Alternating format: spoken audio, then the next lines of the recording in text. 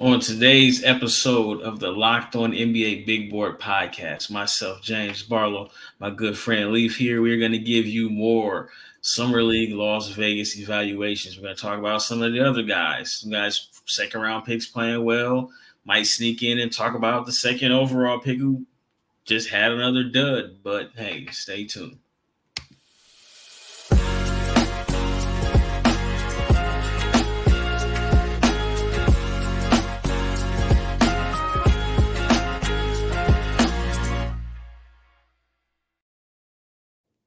James, again, thank you for making Locked On NBA Big Board podcast your first listen every day. We are free and available wherever you get your podcasts and on YouTube, part of the Locked On Podcast Network, your team every day.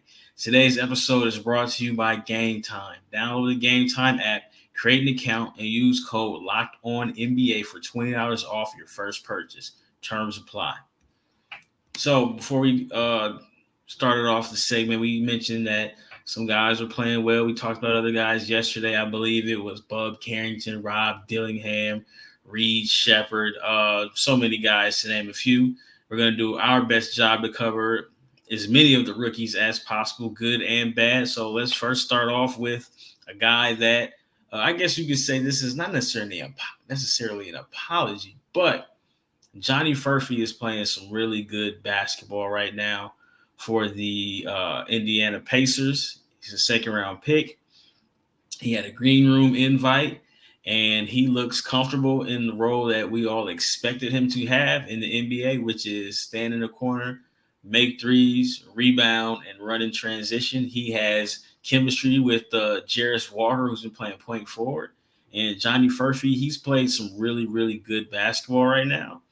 I don't know how he cracks the rotation in Indiana because they have a lot of guys at his position, and particularly just at the three. And it'd be interesting to see if they want to try to play Jarris at the three some because they have a log jam of guys at the four. But Johnny Furphy, he has played well. Right now, I believe through 2 games, maybe even 3 games. I have to double check. But he's at 16 points, 6 rebounds, and he's shooting 35% from 3.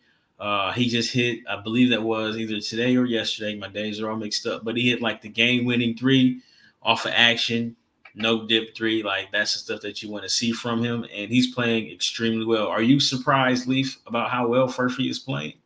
No, I liked Furphy. So, and then where he went, I was pretty pleased with because Indiana plays that run and gun style that plays to his strengths. Mm-hmm. Furphy, I believe I had him at 22 on my board when I finished up, and he gets picked 35th, and that's not an enormous margin, but it's big enough to where the evaluation would say that that's a steal of where he was picked. Well, what's he asked to do? It's what he's really good at, running. He needs to get stronger, but he's a pretty solid finisher going towards the basket when he's running, and he hits open corner shots. And I know his percentage was great for an 11-game stretch, and for much of the rest of the season, tapered off and wasn't all that great. Maybe that's more indicative of true success. But if you took those 11 games, you've said this a couple times, he'd be a lottery pick. And I think you look at a lot of these players and you say, well, that's the flash you need to pay attention to. And his was, oh, we got to pay attention to the rest of the season. And so I think what he's able to show right now in a smaller role, because his role was small and then it expanded because of those stretch of games, is what got him the money in the first place. He ran, he rebounded, he defended as best as he could, and he'd hit open shots. And so now he's getting all those shots as not a focal point. And then once he got elevated in the scouting reports, he struggled a little bit. That happens. But it also coincided when Kevin McCullough was hurt. Like McCullough fell down in terms of the scouting report, even when he was back healthy. That elevated Furphy up at Kansas. And I think people became too critical of what his role was versus what his role was when he played his best. So I really liked Furphy. I'd say I was higher than the consensus on him to begin with. So we'll see how that goes. Because I agree with you. Indiana is not exactly the place that you're going to have too many wing minutes available.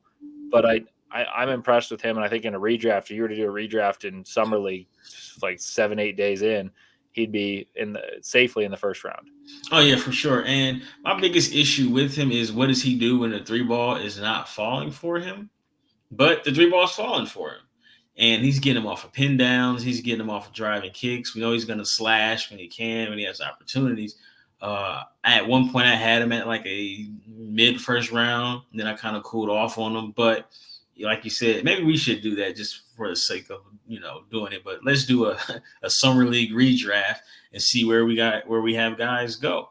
But he's played extremely well, and maybe he cracks the rotation somehow. Maybe we'll see. But ultimately, like the thing that you can take from his play in summer league is that he knows exactly who he is, and he's not going out there trying to do things that he's not going to get paid to do or things that aren't going to translate.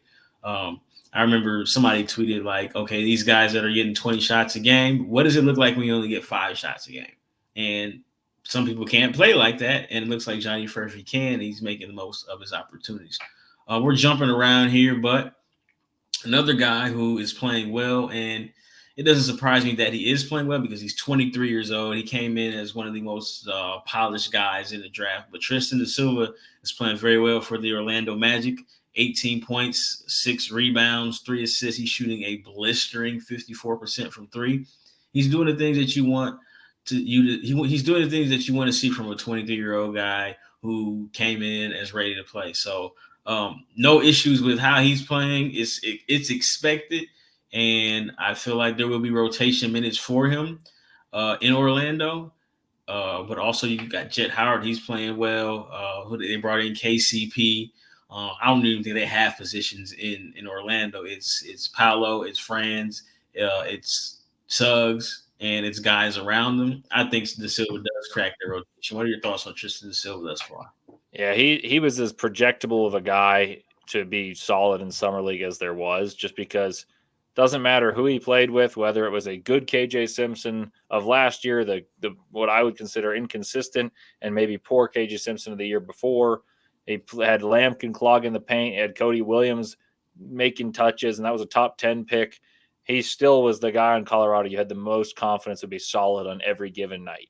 And he knocks down open shots, plays smart basketball, rebounds his position well. It's not a stupendous athlete, but it knows where to be and makes good facilitating passes. Not necessarily the facilitator, but he's a good passer for his position.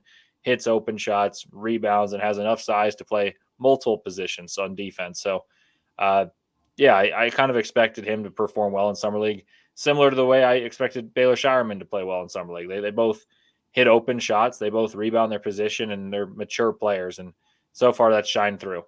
Yeah, and Da Silva, he fits their timeline perfectly. So, Orlando was a playoff team. They went, I believe, 7 games in the first round with Cleveland. They don't need to add another young guy who isn't ready to contribute. So you get a 23-year-old Da Silva who makes shots, makes plays, rebounds, going to defend. Like, it's a perfect fit for them. Orlando looks like a really good team, and it'll be interesting to see how that team goes this next season because, it's not like football where you catch people by surprise, but they're not going to catch teams by surprise this year. So, this 2024-25 season. So we're going to take a quick break, but when we come back, we're going to talk about big man Kel'el Ware, a couple French guys, Pacome Dadiet, talk about Ryan Dunn, and some others. So stay tuned.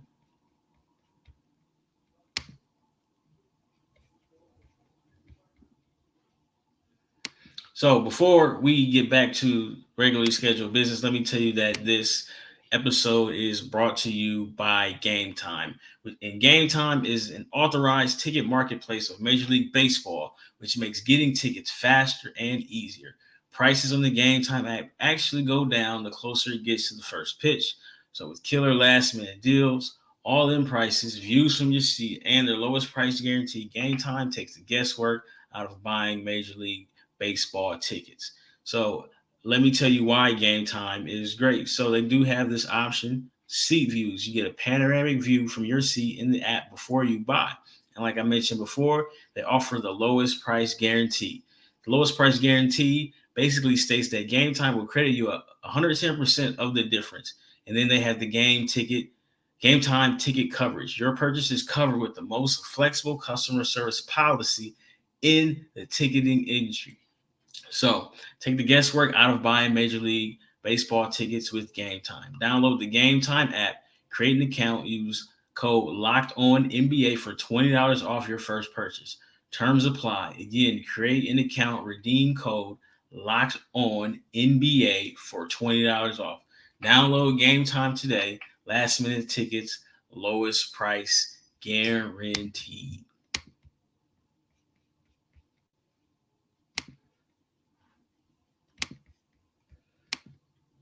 Now, let me tell you something else. So, are you watching Fox Sports or ESPN on your TV all day and have to turn down the volume with all that shouting? Make the switch to Locked On Sports today, a free 24/7 sports streaming channel programmed for you every day to bring you the biggest stories without all the screaming. Locked On Sports today brings you can't miss analysis, opinions, and news, streaming 24/7 on YouTube or the free Amazon Fire TV channels app. Part of the Locked On Podcast Network, your team every day. So before we left off, we had mentioned that we're going to talk about some of these other guys. One here that has played really well. I know that the consensus was kind of up and down on him, but Kel'el Ware is showing you the talent. And he is being very productive. 14 points, 8 rebounds a game, 2 blocks. On low volume attempts, he's shooting 50% from 3. The big man is as offensively as talented as any big in this draft, and he's showing it. What are your thoughts on Kel'el Ware thus far? I mean, he's doing what we all thought he could do when he came out of high school. Like, the guy's blocking shots, hitting open shots, scoring inside and out, and playing motivated basketball. I mean, he went number 15, I think, talent-wise in this draft. If you were to look at this guy, like if you were to rank the players 1 through 30 in talent alone, not productivity, not situation, none of that, he's a top 5 pick easily, in my opinion. And I think it's pretty easy that he's up there in the top 5. So right now, talent level is winning out, and it's typically not the easiest thing for centers to thrive in summer league because there's a lot of guards that aren't used to playing with bigger guys. They don't pass necessarily as well. There's a lack of chemistry and cohesion. So for him to be as dominant as he's been, and I would say he has been dominant. Like he's easily put up these numbers, and he's put up the numbers in convincing fashion in a winning manner. I know it's summer league, so it doesn't matter if you win or lose the game, but the way he's doing it is not forcing anything. So I've actually been really impressed. And we teased that coming up, we're going to do a little redraft based on the summer league, and it'll be really a good test of the way we evaluate and how much weight we put into summer league to see where Kel'el Ware goes, because he's got to be in the top 5 of the MVP voting right now. Yeah, and I don't want to kick a man while he's down, but like if you look at and you see what he's doing, and then you look at and see what Alex Sarr is doing, like Kel'el Ware knows where his bread is buttered. He's staying within himself, right? He's shooting that trail 3 when it's necessary, right? He's posting up, but more importantly, like he's getting his buckets as a role man and catching lobs. Like he has chemistry with Jaime Jaquez. He has chemistry with Isaiah Stevens. And I mentioned it before. I don't know if it was with you or with Rich. Isaiah Stevens is going to get a 2-way contract at some point this year because he can play. And, height, age, whatever, like he can play basketball. So, like, we talk about like chemistry and point guards, but like when you get a good point guard, they make your job easy. And Kel'el Ware is benefiting from that. My only concern with him is that finishing in the paint, not off of a lob or a dump off, he's still kind of like struggling with that, but he does have good touch around the basket. Just there's a couple of times he brings the ball too low, but like he's an athlete. He's beating his man down the floor every single time down the court. And it'll be interesting to see that, Bam is playing the 4 for Team USA right now. So Spoelstra's probably out there. Okay, maybe he's envisioning that Bam and Kel'el Ware can play together at some point during the season because Bam has mentioned that he wants to play the 4. So I liked Kel'el Ware before the draft, and I like what he's showing you here in Summer League. Next up on our list, we have Pacome Dadiet playing for the New York Knicks. I was, and I still am, a big Pacome Dadiet fan, understanding that Pacome is a few years away. He is another one who's kind of trying to figure out what he is. Catching and shooting, he's looked decent, but putting the ball on the ground, he just doesn't lack that. He lacks that strength, to finish with contact right now, and it's just really, really evident. This last game I just saw against the Brooklyn Nets, he was throwing up a lot of crazy shots at the rim. I guess you could say, fortunately for him and for Knicks fans, you don't expect to get any contribution from him. He's 18. They just signed Michael Bridges.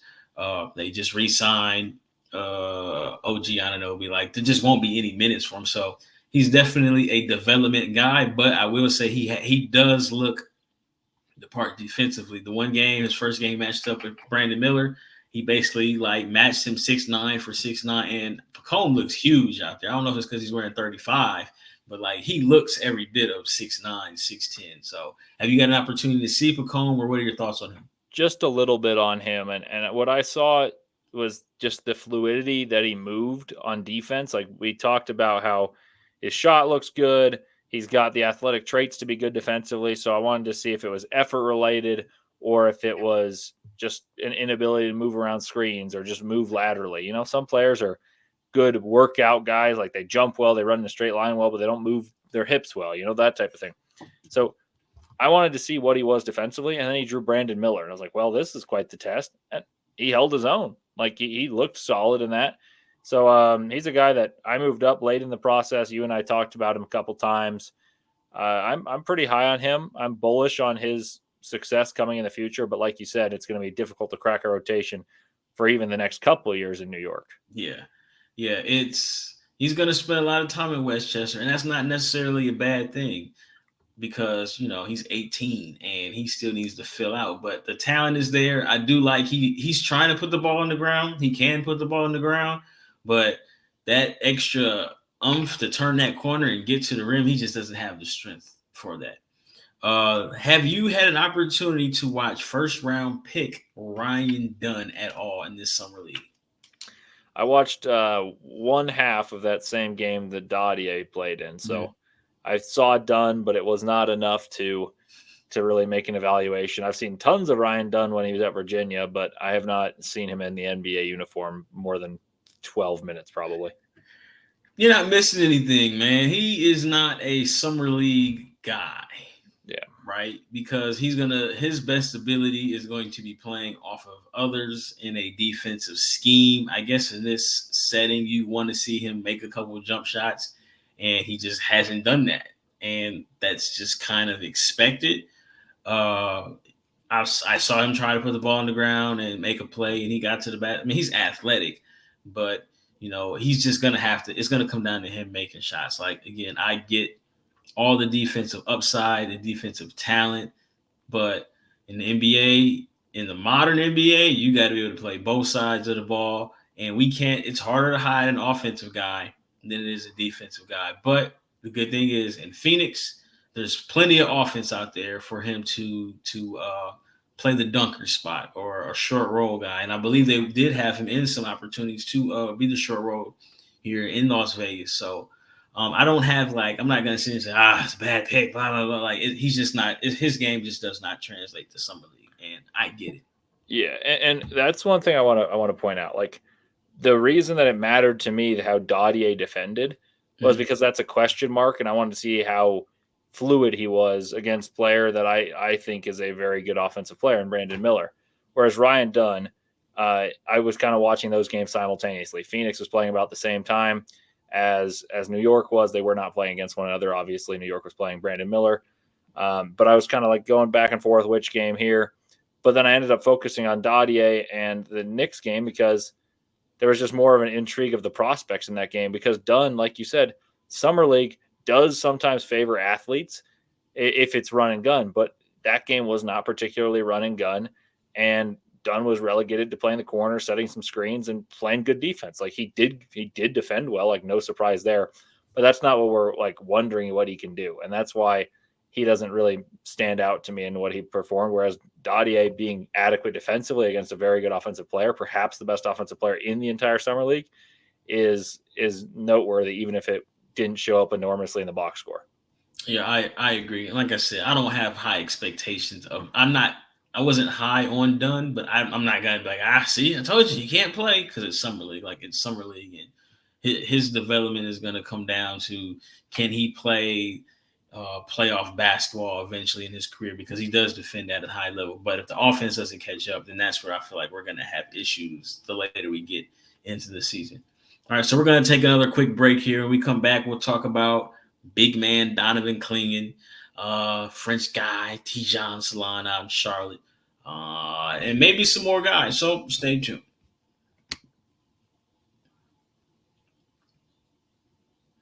All right, final segment. Donovan Clingan, I believe the sixth pick, seventh pick. Seventh pick. Get my numbers mixed up. I know he went to Portland. Yeah. The seventh pick of the Portland Trailblazers.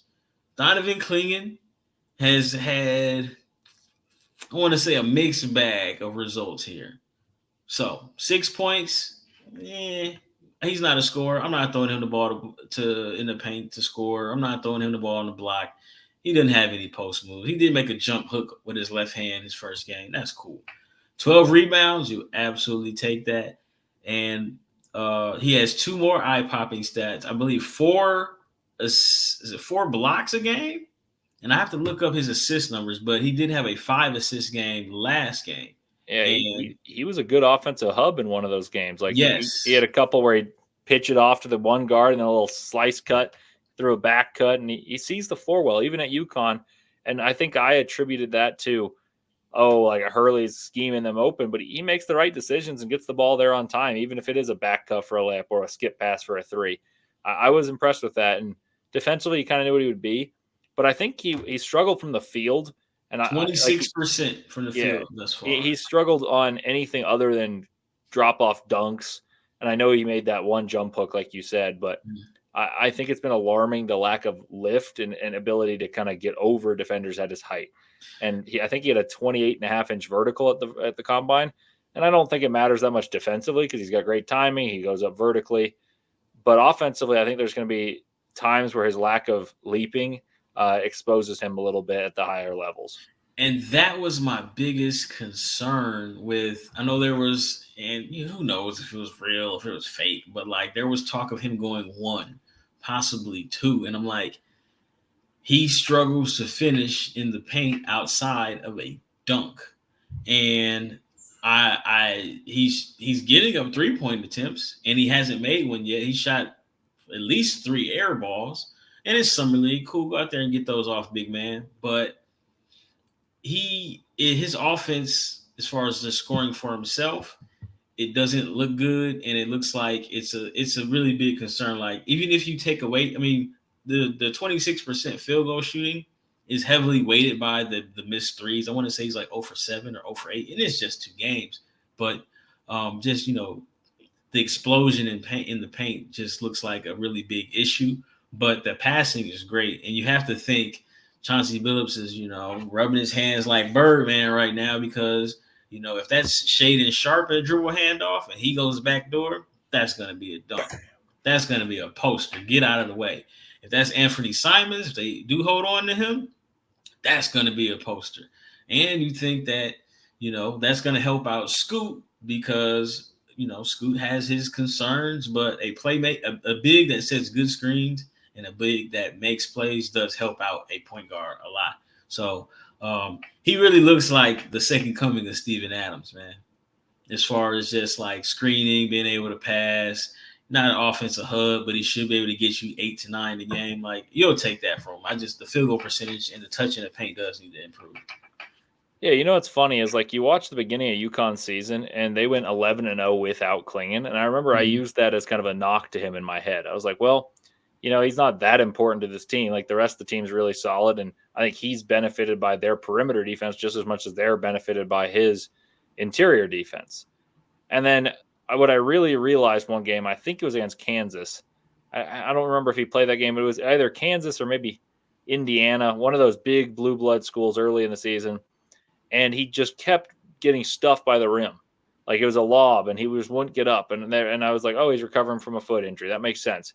And then I went to the combine. I watched him jump right after Zach Edey, and Edey went 4 inches higher, ran faster, And I was like, oh, who cares? Like, it's good for Edey. Edey's helping stock, but no one cares about Clingan stock because all he's got to do is be Roy Hibbert, verticality, the principles of verticality, block shots. But when you watch him on offense, there are moments where it seeps in for me. And that's why I never could move him above 7. I think that's where I ended with him on my board, because a defensive stopper is great and all, but part of the reason that Rudy Gobert was so impactful offensively, I know he's not necessarily skillful, was because of his vertical lob threat, and he'd space the floor vertically. You have to tag the roll man. You have to leave off the corners, which was Bojan Bogdanovic, a knockdown shooter, Ingles, all those things he did well. Still does it well for the T-Wolves. Clingan doesn't quite have the same lift as a lot of those centers that play in the same mold, and it makes me hesitate a bit. But he is very good defensively. His touch is intriguing, but I don't think it's that great. And then as a passer, I think that's where he gets his flowers. Can he develop a short roll decision-making ability? That'll be interesting because he's not quite the deep roll lob threat that I think some other guys think he is, or you would compare Clingan to, and that they were that type of lob threat. Yeah, I didn't have him higher than 9 for those reasons there. I just didn't trust his athleticism on the offensive end. And again, I get the defensive upside. Very surprised about the passing, but if we're struggling to finish in traffic, like even with Rudy Gobert, for example, right? And it's not totally on him, but like there are times where Anthony Edwards, at least in the playoffs, is like, man, if I throw him the ball, is he gonna make this shot? You know what I'm saying? And it's like, you don't want your guards not to trust you to finish plays. And again, I'm not absolving Anthony Edwards, because there are times where he just needs to make that play, throw the ball above the rim for the 7'2" guy. But there are times where he's like, it's a contested shot. I trust myself shooting the ball more than him. And that's the thing that worries me about Clingan. Enough about Donovan Clingan. Tidjane Salaun, Charlotte.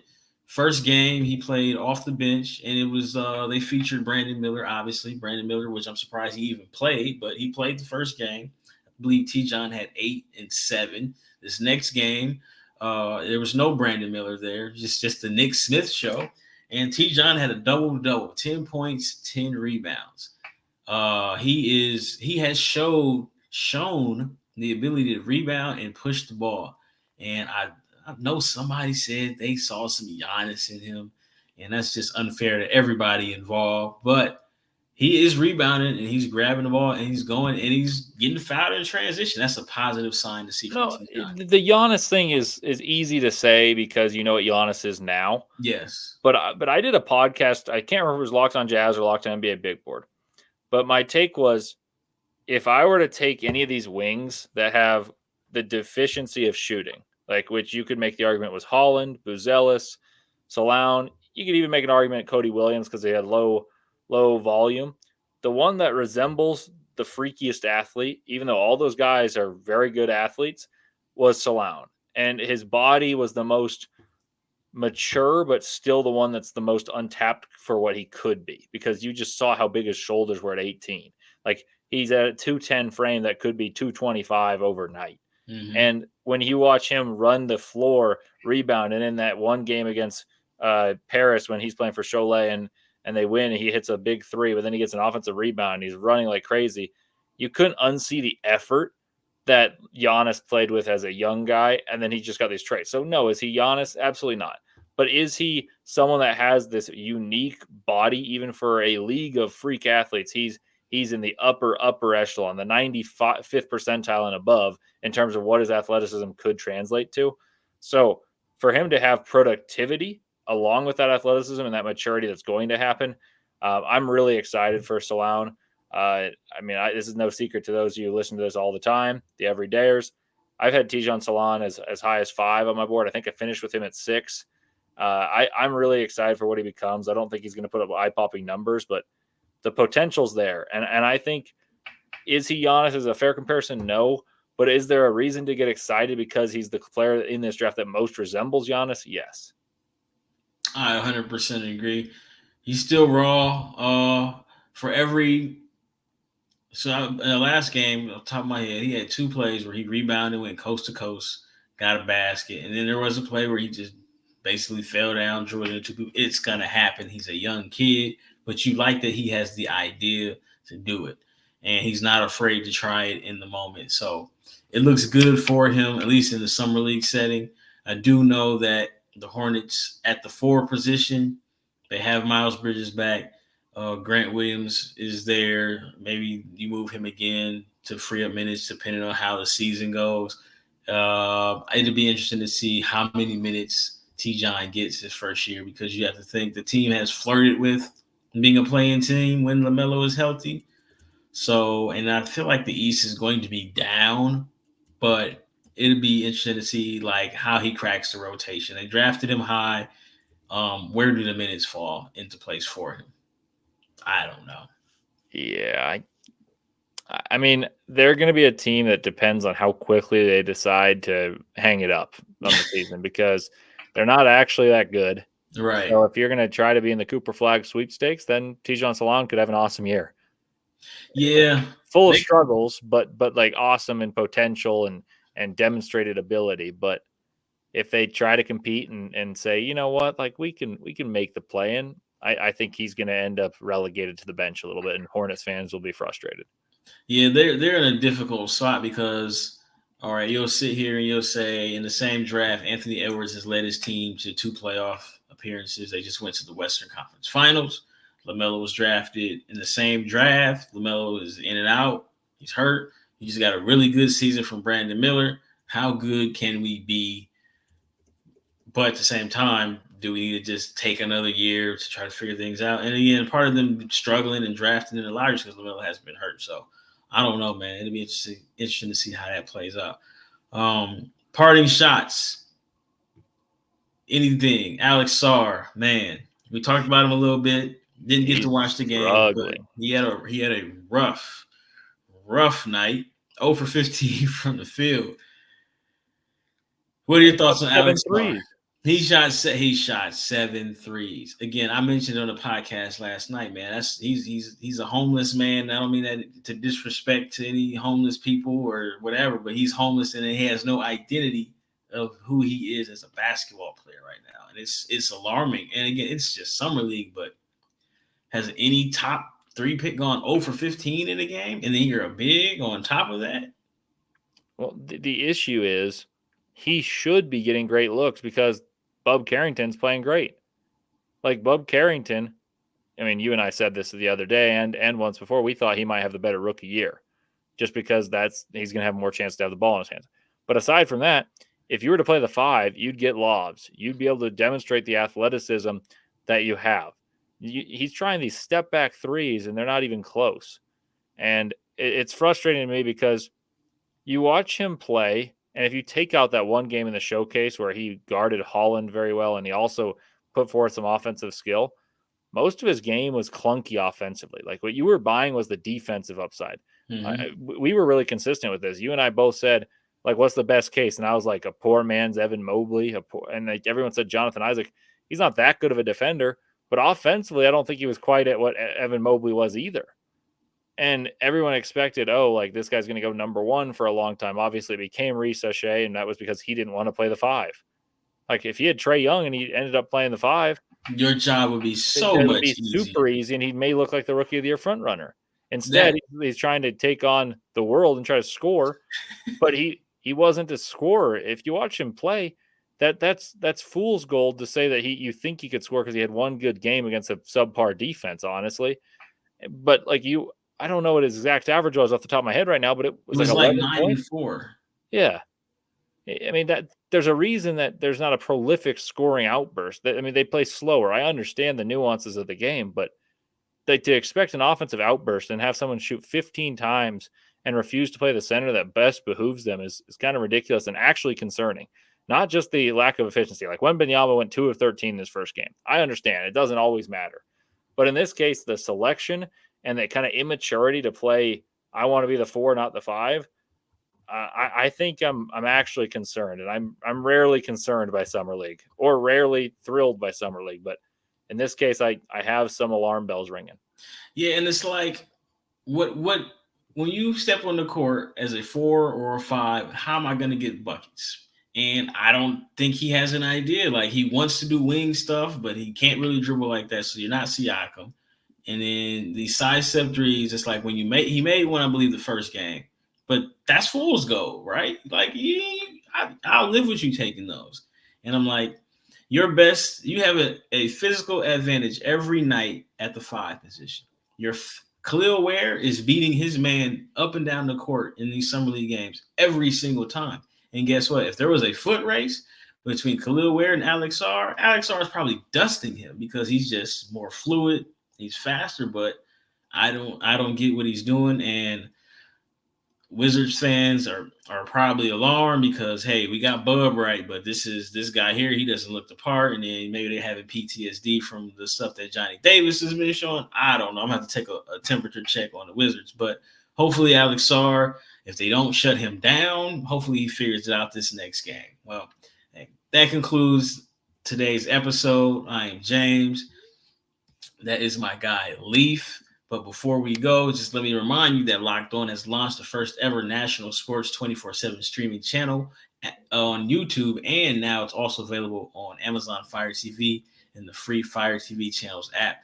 Locked On Sports Today is here for you 24/7, covering the top sports stories of the day with local experts of Locked On, plus our national shows covering every league. Find Locked On Sports Today now available on the free Fire TV channels app. All right, that is the end of our show. We will see you tomorrow.